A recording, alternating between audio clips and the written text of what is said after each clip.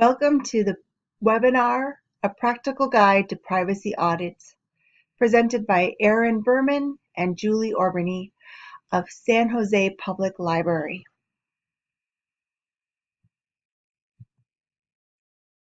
This webinar is broadcast for the Choose Privacy Week 2018, celebrated on May 1st through the 7th, 2018. Today's speakers, Julie and Erin, come to you from San Jose Public Library.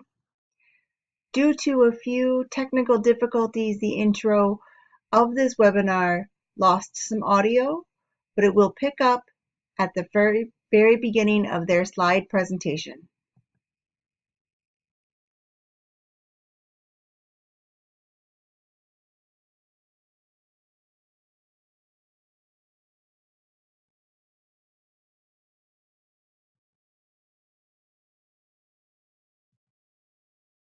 Also states, the American Library Association affirms that rights of privacy are necessary for intellectual freedom and are fundamental to the ethics and practice of librarianship. So why is this held as a core principle of librarianship? So privacy is actually essential to the exercise of free speech, free thought, and free association. And without it, particularly in a setting whose prime directive is unfettered access to ideas and information, free inquiry, intellectual freedom, and our democratic society itself becomes threatened. Maybe that's a little too abstract though, so think about the people you and your colleagues serve. Consider your customer who is researching jobs on library computers. Who actually has the right to know that they are doing that research? It's certainly not their current employers. Now, consider your murder mystery readers. They aren't likely to be murderers themselves. Who has the right to know what they are reading?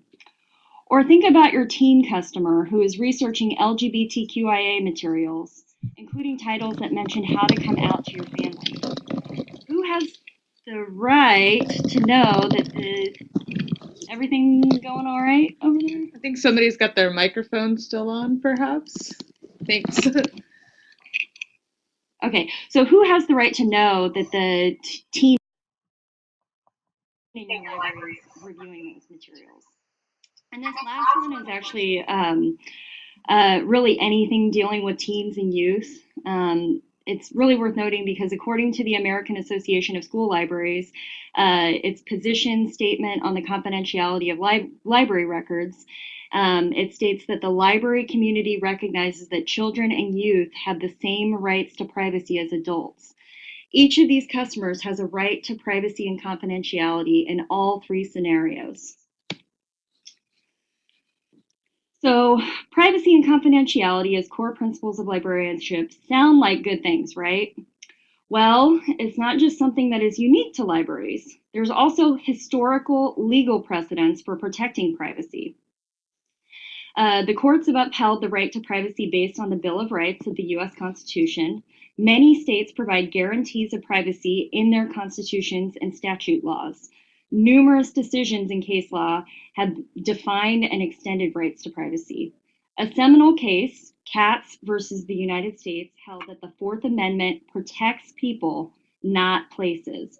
And what a person seeks to preserve as private, even in an area accessible to the public, may be constitutionally protected. This case also states that the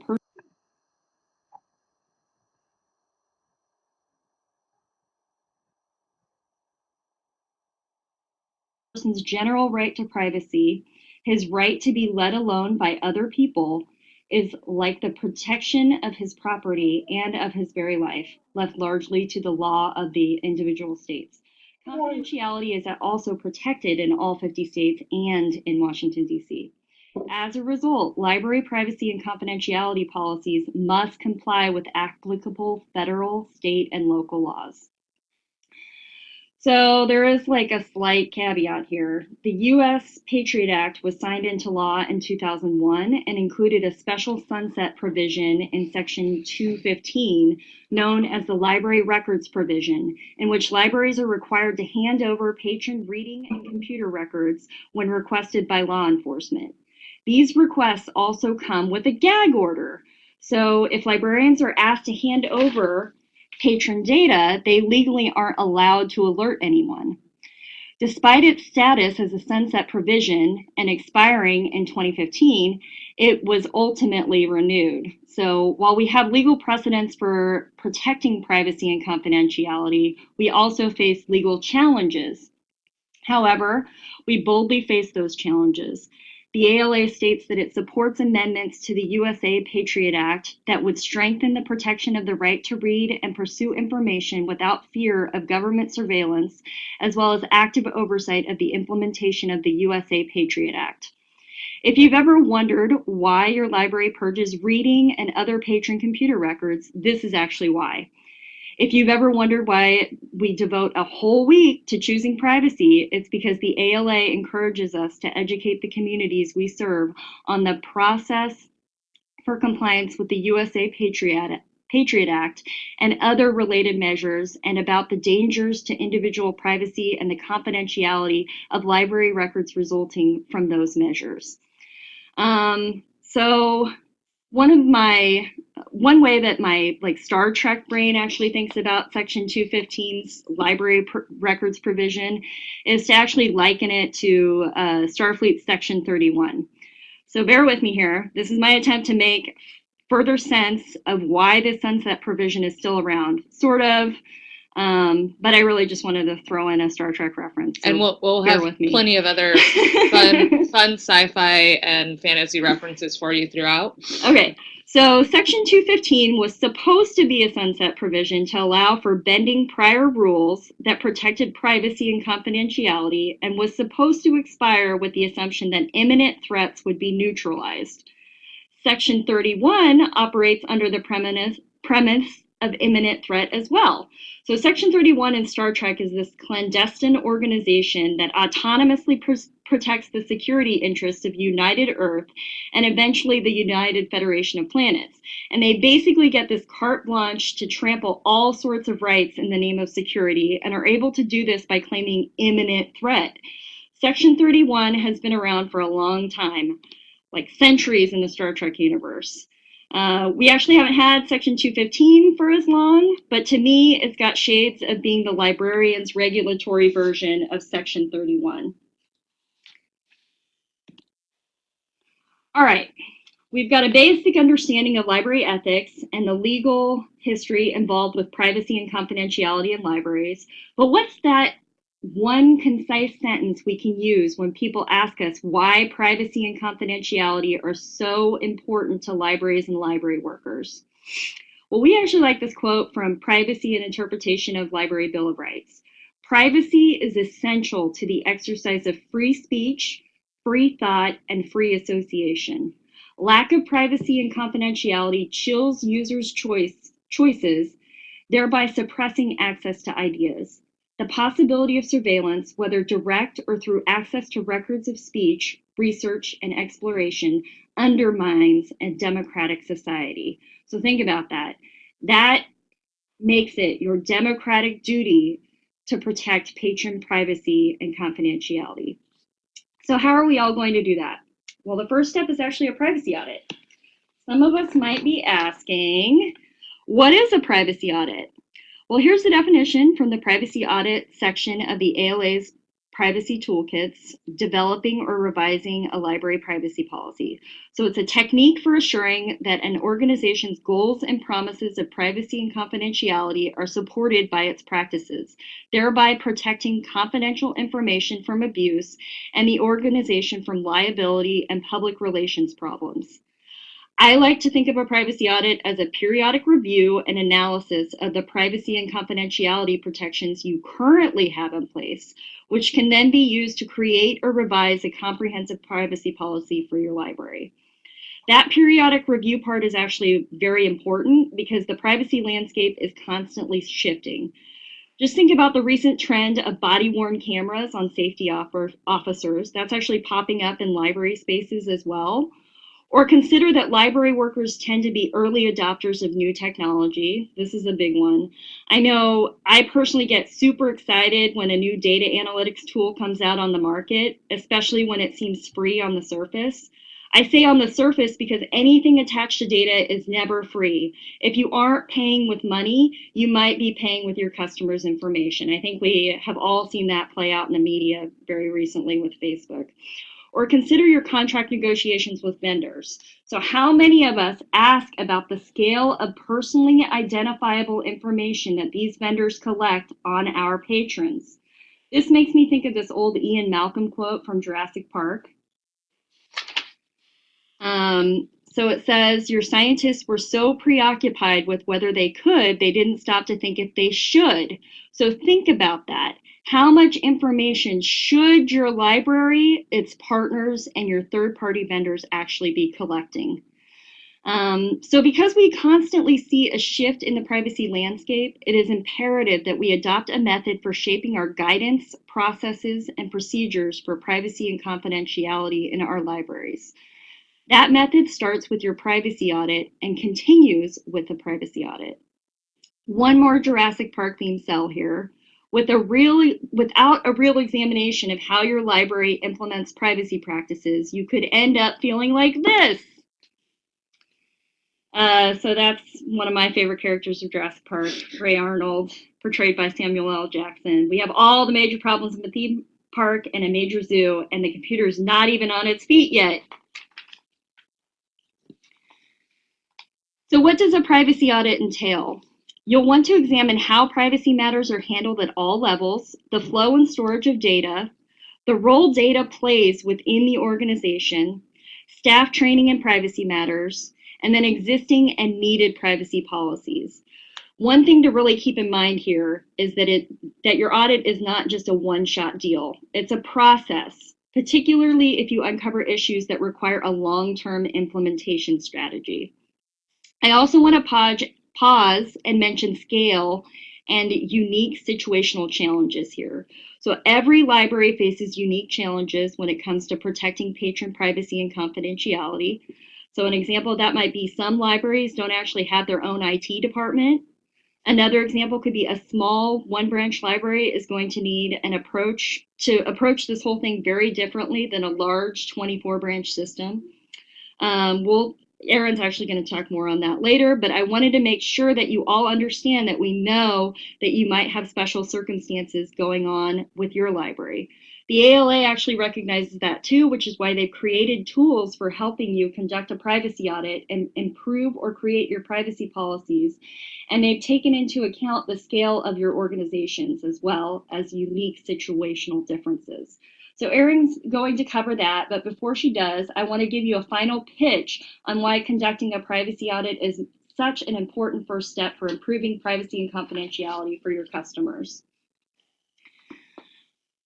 Doing a privacy audit and doing it the right way makes it a formal process.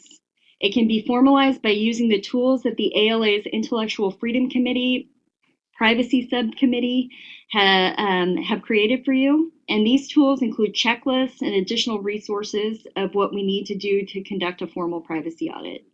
Erin's going to discuss more of that in a few moments, but I want you to think about how that means you are not alone in doing this, and that the communities you serve will feel confident that you aren't just taking a wild stab at this. They can even see how you did this because you can provide them with source documentation on how you did it. Some more reasons why a privacy audit is important. You can identify what you're doing well. We all like to feel good about our successes, and it's a great talking point to share with your customers, your parent organizations, and any other relevant stakeholders. You can also identify what you need to improve, and maybe we get a little more nervous about this one, but it's better to acknowledge when something needs to be improved upon rather than letting it fester. You don't want all the problems of a major theme park or a major zoo. So your audit is going to ultimately empower your staff as well. Your staff will learn what to do in all sorts of privacy and confidentiality scenarios. So an example of this might be, imagine one of your coworkers encounters this situation. So law enforcement shows up wanting to look at patron records. Which can feel really threatening and nerve-wracking. Even when you have the proper procedures in place for them to deal with it. So a privacy audit actually helps you prepare for empowering staff in these kinds of scenarios. Finally, your audit is going to empower your community. When the community knows what you've done to protect their privacy and confidentiality, they can become your biggest advocate. That kind of relationship, that kind of trust is priceless. And now, all of this summed up in Star Trek quotes. So, one of my favorites, humans do have an amazing capacity for believing what they choose and excluding that which is painful. So you've got to know what you are already doing and what needs to be done before you can better secure privacy. I thought about this one a lot as I was reviewing the privacy policies of web technologies we were using on our website. And now, whenever I'm considering adopting new technologies, a threat assessment of customer privacy is embedded into my evaluation process because I know now how important it is to review those policies. The SGPL web team would not be as super conscientious about the impact on customer privacy and confidentiality had we not participated in the privacy audit for SJPL. This one's from Kirk. You know, the greatest danger facing us is ourselves, an irrational fear of the unknown. There is no such thing as the unknown, only things temporarily hidden, temporarily not understood. So this makes me think about how we are able to empower our communities to discover what is temporarily hidden. But it also makes me think about how we can't do that if we don't protect their privacy. Also, we shouldn't be afraid of things we need to do better. We need to face them head on in a process-oriented manner. Okay, this one's from technically a librarian. A library serves no purpose unless someone is using it. And so our customers, our communities, they trust us. A crucial component to that trust is that we are transparent about how we protect their privacy. A privacy audit helps us to do that. If you don't do that, we erode patron trust, and that means fewer people using our libraries, and then we become purposeless. Okay, so this one's not Star Trek, but it's from a pretty awesome someone who was on that other franchise. So this one is stay afraid, but do it anyway. What's important is the action. You don't have to wait to be confident, just do it, and eventually the confidence will follow. When you first start examining how your library manages or doesn't manage the privacy landscape, it can feel intimidating and frightening. You've got to push through that with some action. Conducting that privacy audit is going to catapult your library toward fulfilling that promise that you've made to your communities. That promise that they will have unfettered access to a vast array of ideas without major sacrifices to their privacy and confidentiality. So I hope that got you really excited about what Erin is going to cover, because she is going to give us some concrete steps to improving your library's privacy practices now. All right. Thanks, Julie. So Julie got to do the kind of most awesome part of this presentation. In my personal opinion, she got to stoke all you guys up about really why privacy is so important for libraries. And also, I hope that you'll know that, again, just like that last quote, you can start anywhere, and it's okay to, dive right in, and it's okay to find mistakes, and it's, okay to set this path forward. So let's talk about kind of the nuts and bolts here on how you're actually going to go forward in performing your privacy audit. So our first step here that I think is really important is ALA has really given us a great set of resources already that you can access, and that link you're welcome to click on and go. I welcome you when you go back to your office. The first thing to do is pull up the ALA's Privacy Toolkit, which was created by the Office of Intellectual Freedom. That toolkit is full of really good stuff, including more information about how to conduct a privacy audit. It's a great companion to use alongside the privacy checklists, and I'll be talking about those in just a little bit. So in the toolkit, we have things about privacy in the law, some privacy principles. If your library doesn't have a privacy policy yet, it has some guidelines on that. Again, how to do an audit, how to implement policies and procedures. And something I found to be really beneficial were the talking points in the answering tough questions section. These will actually give you information to bring back to your library administration about why doing a privacy audit is so vital to the health of your library. So those of you who are interested in this but might not be administrators and are looking to sell this as an important thing to your library, you might want to utilize that section the most to get you started. So that brings us to, getting buy-in. Again, so getting buy-in is extremely important and is always really helpful before jumping into any large project like this.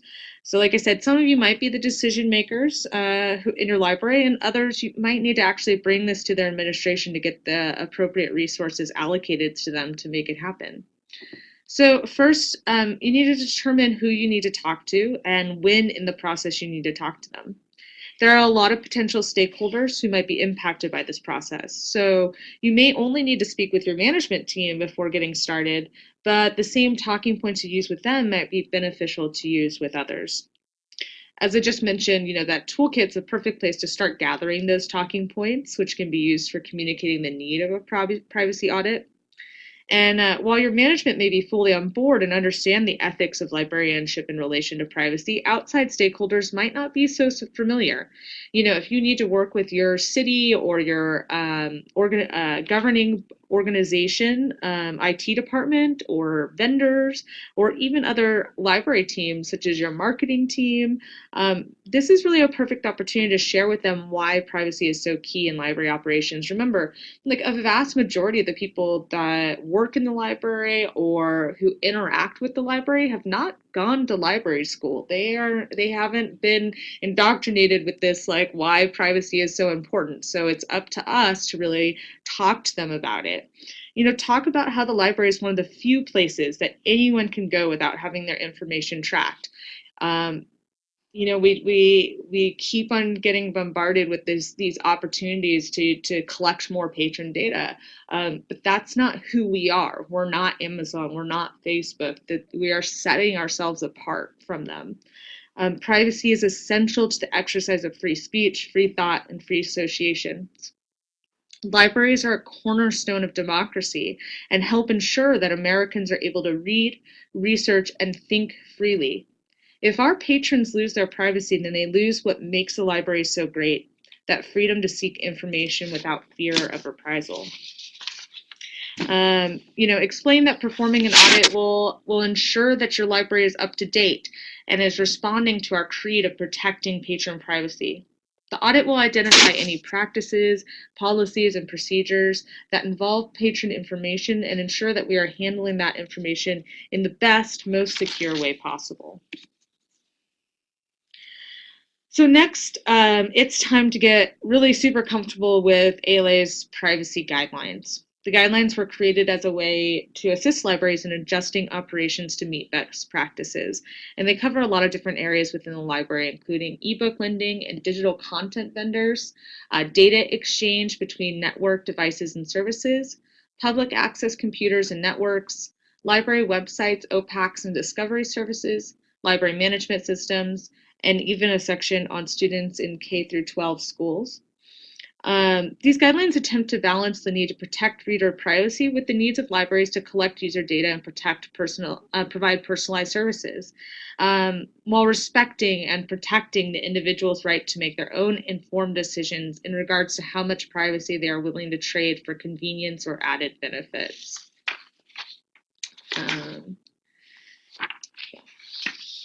Now, if you start browsing through the guidelines, you're probably going to get overwhelmed rather quickly because there is a lot of information there.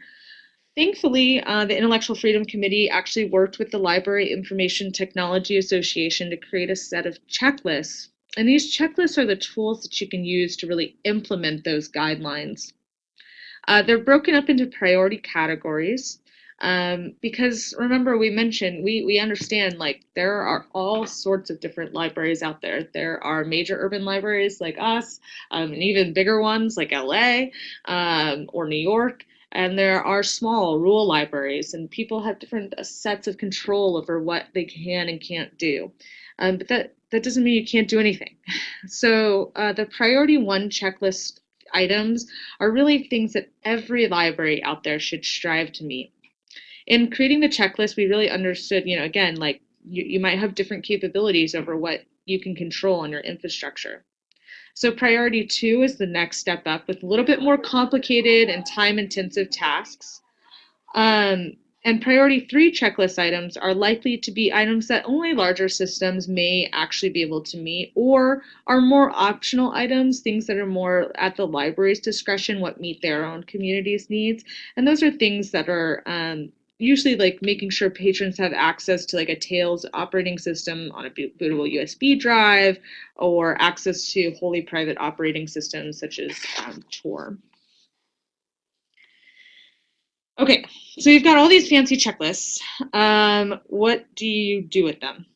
So I think the first step is you need to decide what priority level your library is going to be working towards. So here at SJPL, we've actually been working to meet all of the ALA guidelines, so towards priority level 3, so at 1, 2, and 3. You might decide to do level 1, but that doesn't mean you should just ignore everything else. Take a pass through all the other levels, identify if there are any additional items that you can cherry pick out. There's a possibility that you'll need the assistance of a department specialist in order to determine what might be achievable. So in my case, I actually started with a big Excel file full of all the checklist items, and I'm going to show you that on the next slide. So I brought together all the managers who I thought might be impacted, and then I had them notate if the checklist item belonged to them, because again, like I'm not the subject matter expert in everything, and so it was helpful for me to have them identify what they thought they needed to work on. And the image you can see on your screen is actually a list from our Access Services Department, and we're using Basecamp, a project management tool, to organize our tasks and keep track of who was responsible for completing what.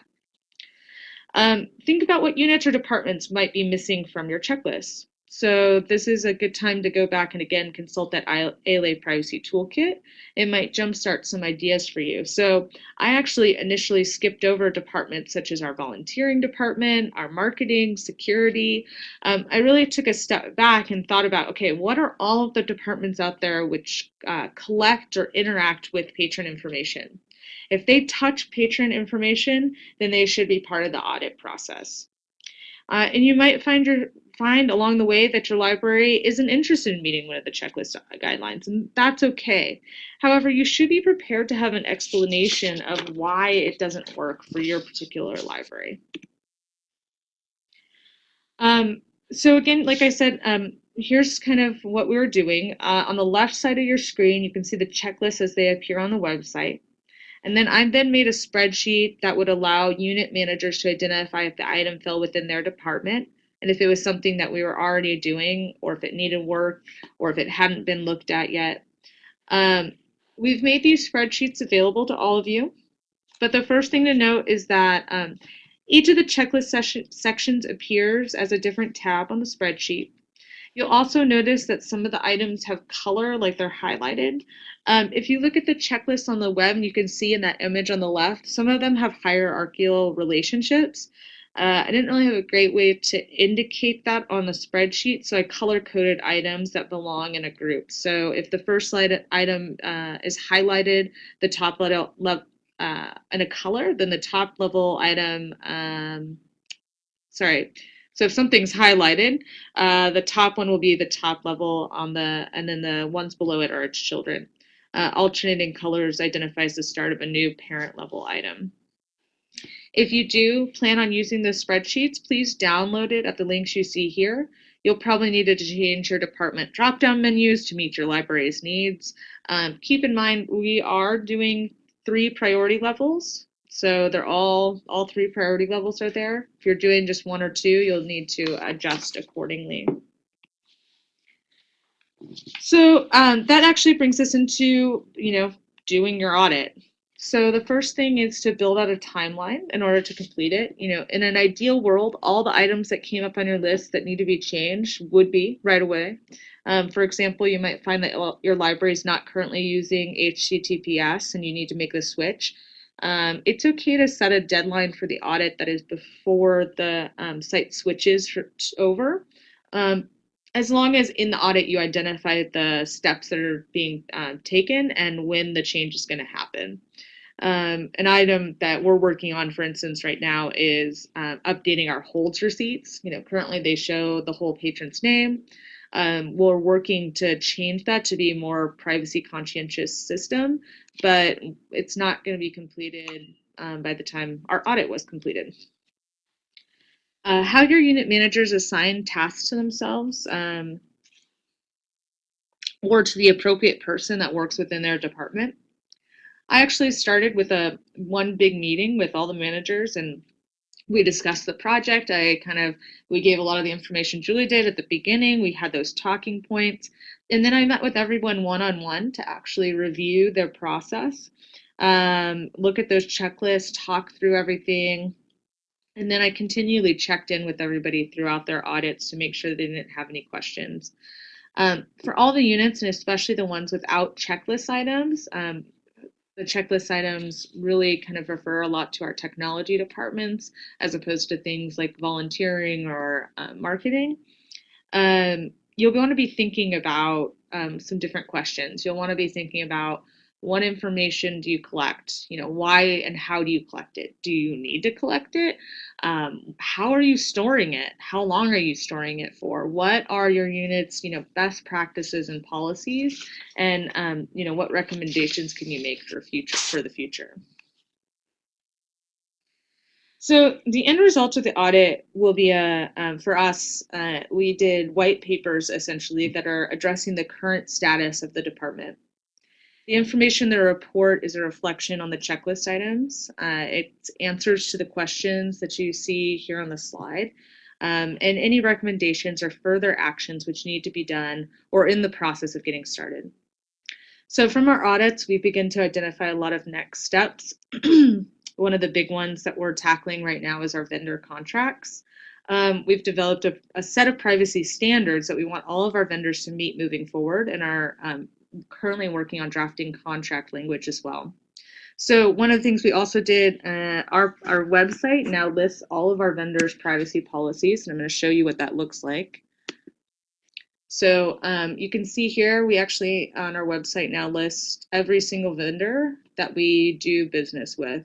And we've broken them down into different categories. You guys are welcome to steal this for your websites as well, because I know a lot of us use the same vendors. And we've also, as part of this process, written a privacy policy as well. And again, you guys are welcome to use any and all of this as you see fit. So we went through, labeled what information we collect now, detail out to our customers who has access to that information, all about our website and our public computers, our third-party vendors, what surveillance is used at our library, and we and even include a warrant canary on the bottom there, which basically says that we have not yet been served with a national security letter under Section 215 of the Patriot Act.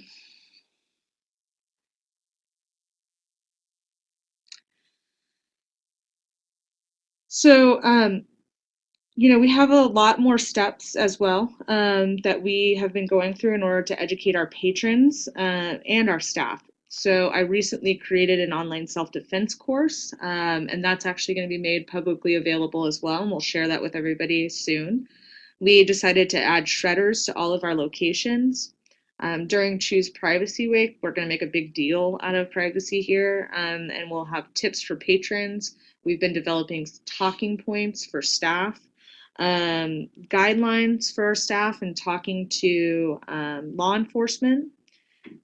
And we've really set privacy as a priority for our library. That means we're re-looking at all of our policies and our procedures and using the privacy lens when we're looking through all of these. Our white papers will also make it easy to talk about what's happening in each unit internally and externally. So they go through and serve as a guide for future privacy audits. So this has been we've been working on this for 8 months now, going through this privacy audit process.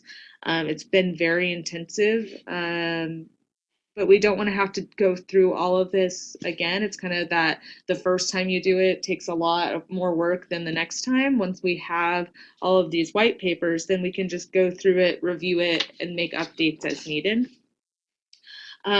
So in order to share this information, we actually created a privacy page on our SharePoint of our intranet. And on there has all these department white papers, talking points for staff. It'll be training presentations, letters that we'll send to our vendors, contract language, anything, so that there's like a one-stop shop for people. And we'll be also sharing all this information with the library world. Like I said, we'll be sharing more with you and talking to our patrons about what we do to protect their privacy. And I can show you an example of that real quick here. So we worked with our marketing department and to make sure that we could share with this is a magazine our marketing department puts together. And you can see here on our screen, they included a whole section here recently about how we protect privacy, talking about the encryption, and you can see we're doing online self-defense courses at many of our libraries as well. So let's actually talk a little bit more about the format of these department white papers and what those might look like whenever you do them. As I said, we'll be actually sharing some of ours in time for Choose Privacy Week. It's our hope. So stay tuned for those. We're just waiting final approval on everything from our upper administration right now. So we actually did 2 different formats. One was for departments that had specific items to address from the checklist, from those ALA checklists. And the other was for our departments, like I said, our volunteer services, our partners in reading, our adult literacy program. So I'm going to show you 2 of these documents, and I have some clips here, but I'm actually just going to pull them up on our screen so you guys can see them as well.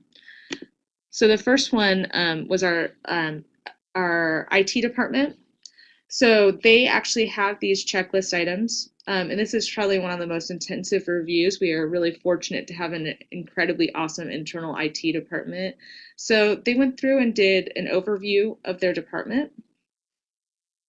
Following the overview, they actually went through all of the information collected, and this is really a deep dive here. So you can see they went into all of Sierra, the ILS system, about our public computer reservation system, our local storage, on dealing with some data analytics, on our Active Directory. And this really just goes into deep detail about how the systems work, and then going into partner organizations. So who are we sharing data with? How does that work? City of San Jose, Scenic. And then at the end here, you can see the ALA checklist items. And so this is actually going through and saying, you know, here's the checklist item. You can see here, right here, the checklist item. And then below that, they're actually talking about where they're at and if it needs work or if it's accomplished already. And there's a long list for IT, so I'm going to scroll through here quickly. You can see they had how many? 56 different checklist items that they went through. And then at the end, they actually went through and created their own action plan. So they have items that they're going to be working on and when they plan on having them completed by. And I'll be working on a master list for all of our departments so we can go through and check in on all that sort of stuff. The second format, I'm going to show you our marketing and communications one. So a little bit different because they did not have specific checklist items. So again, a short overview of the department.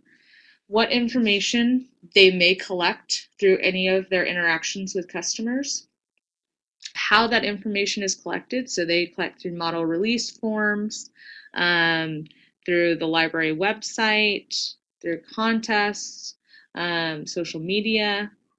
And then again, who's this information shared with, where that information is stored, and how long that information is kept for.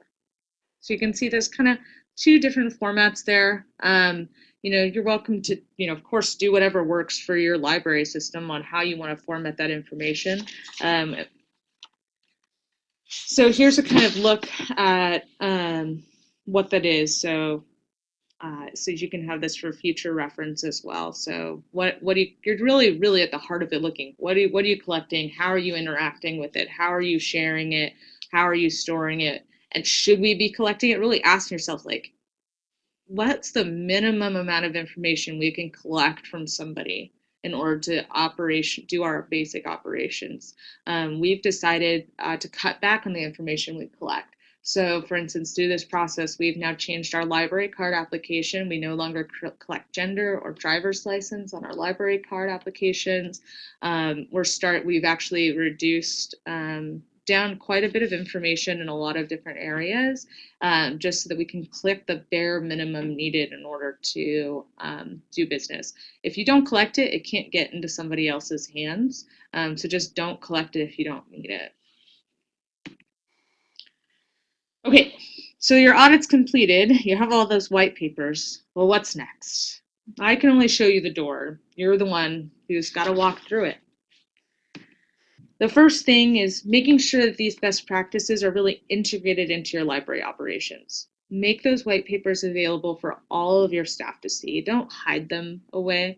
This is a great opportunity to share with all of your staff why privacy is important. And then start putting procedures in place. So, for example, we actually need to start a paper storage and retention policy. That's a little bit more detailed. We need to go over it. It's going to affect our branch staff quite a bit, and we'll need to work with them to figure out how they can make sure that any document with patron information is actually stored properly and shredded when required. Put a schedule in place so that you have regular checkups. Does this happen once a year, once every other year? How is your library going to make sure that they're keeping up to date? And make everyone at your library a privacy champion. This means staff training so that people at the front desk know how to handle a request for information from law enforcement, or how to educate patrons about online security. If you have staff that take a bigger interest in privacy at the library, have them become designated privacy officers. They can lead trainings and answer questions from staff and best practices. So, one final note here is, improving privacy for our customers. It might seem on the face of it to be a bit overwhelming if you don't know where to start. And we're hoping a privacy audit is your first step, because it can take you from not knowing where to start to feeling like this. And I don't know if this will play, but you can also click on it. Oh, yeah! Can do! Oh, yeah! Can do!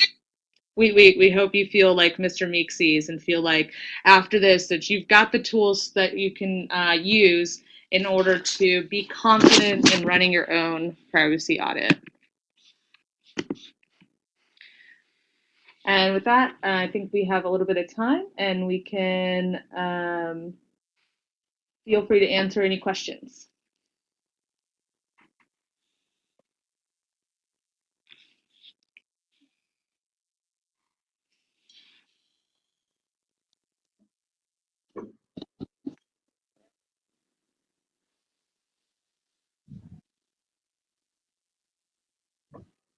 Yeah, please feel free to type them in the box, and we'll be happy to respond to you guys. And again, this link here, if you guys want to, they're actually going to be sending out some the PDFs of all the slides to everybody as well.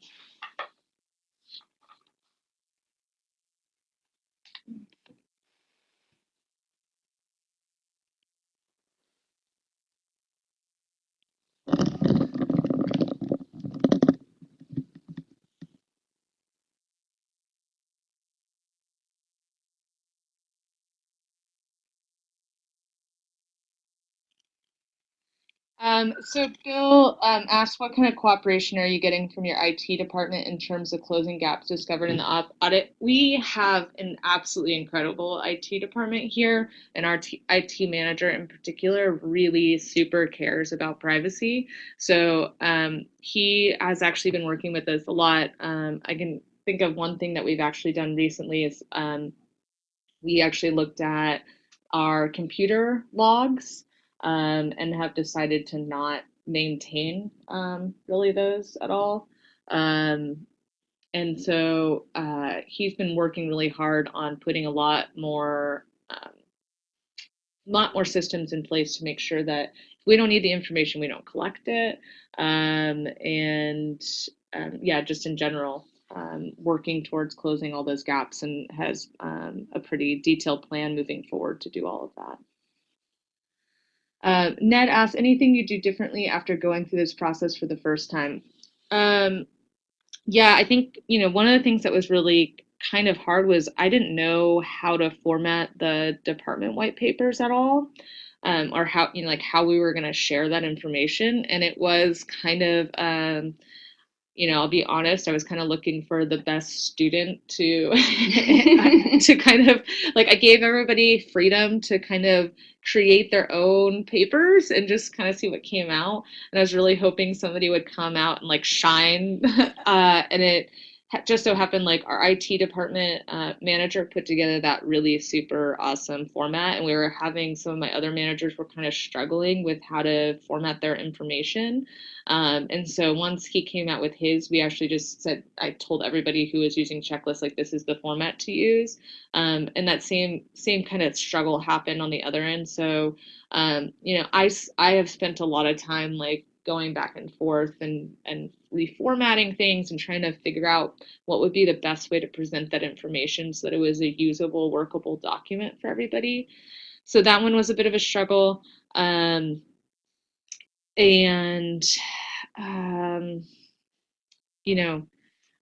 Selling my message, like that's always something, that can be hard to do. And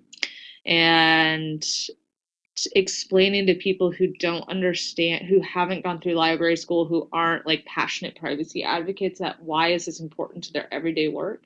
I think we've got our message fairly secured now, but like really working to talk like not overall to everybody, just saying the same message to everybody, but being able to focus, like if I'm talking to my marketing person, why does it matter to her? Why does it matter to volunteer services? Like, why does it matter to their department and their work in particular? So being really individualized. So Skip, he asked, Orange Boy stores customer information more or less forever, and as I understand it, how it works with San Jose's Orange Boy data analysis management. So I will tell you, we actually, through this privacy audit, have decided to discontinue use of Orange Boy for sending any customer analytics. We are working with them on some staffing stuff. They've built a product for us that deals with staffing.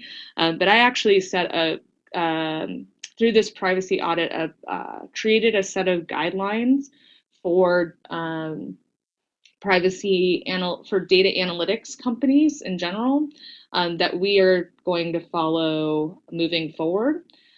I'm going to be writing a blog post for Choose Privacy Week that kind of talks about the ethics of using data analytics companies in general. And in that blog post, I'm likely to mention the guidelines that we've set forward for us moving forward for Orange Boy, for Wise, for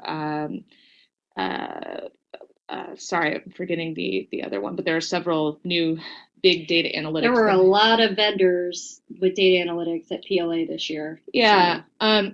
We it's there's a lot of them out there, and they kind of I know that's not what this is about right now. So but yeah, just be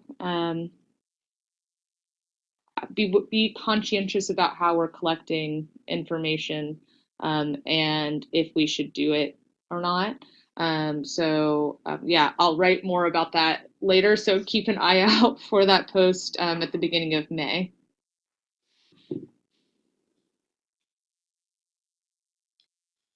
Kalamazoo asked, any luck of opting out of policies with your ISP? I actually don't know the answer to that. I'm not sure which policies you're talking about specifically. Comcast and AT&T. Yeah, I wish I could answer that. I think that would have to be for my, if you have a specific question in regards to that on what policies, if you want to shoot me an email, I'm happy to send that over to my IT manager. And Skip says, so SJPL will abandon customer market analysis if abandoning Orange Boy and others. I think that we're going to be conscientious about how we approach data analytics in the future and how we navigate that in regards to collecting personal identifiable information. Skip, as far as, Orange Boy being especially useful for targeted email marketing, I don't disagree with you in usefulness of products for that. It's more of a ethical decision as to whether libraries should be doing it. But again, I'm going to wait to talk about that until the blog post. And I think it's not just myself. I believe somebody else is also going to be writing some more specifics about data analytics in the library. So stay tuned on that, and we can maybe have a longer discussion about that online.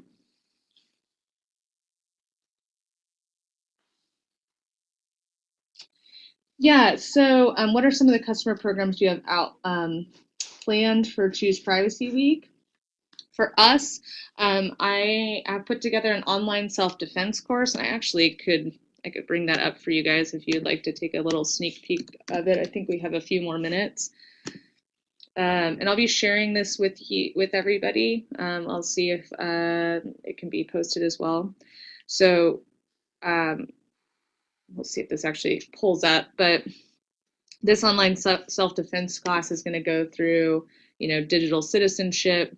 It's going to cover passwords and password management, all of that sort of stuff. So stay tuned. I'm just finalizing it, and I'm hoping to then share everybody so you can use it at your library as well.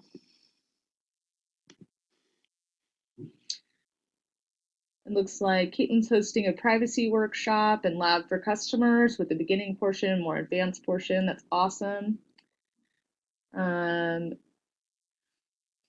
yeah, and so those of you who are interested in data analytics, so there will be LIDA and IFRT is going to be hosting 2 different sessions at annual this year. So I'd highly recommend you attending them. We're going to be doing a little bit of a debate session on big data, friend or foe. And then we'll also be doing a defense against the dark arts session. And then I'll also be talking more about again, this ethical decision of data analytics, and if we do use them, how to use them responsibly. Yeah, and Deborah just posted those in the chat box there, so please, mark those on your schedule. I'll be speaking on both of those panels.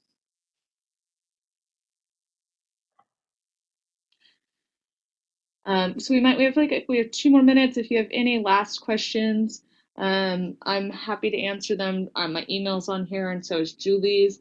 And if I can't, like I said, Kalamazoo, if you want to send me the information, the question again about IT stuff, I'm happy to send that over. We'll be sharing the slides with you. And I'm working on getting the white papers to be in a formalized format, so I can also share some of those so you guys can copy all of our information as well. And yeah, it looks like there's also going to be another webinar on data analytics as well.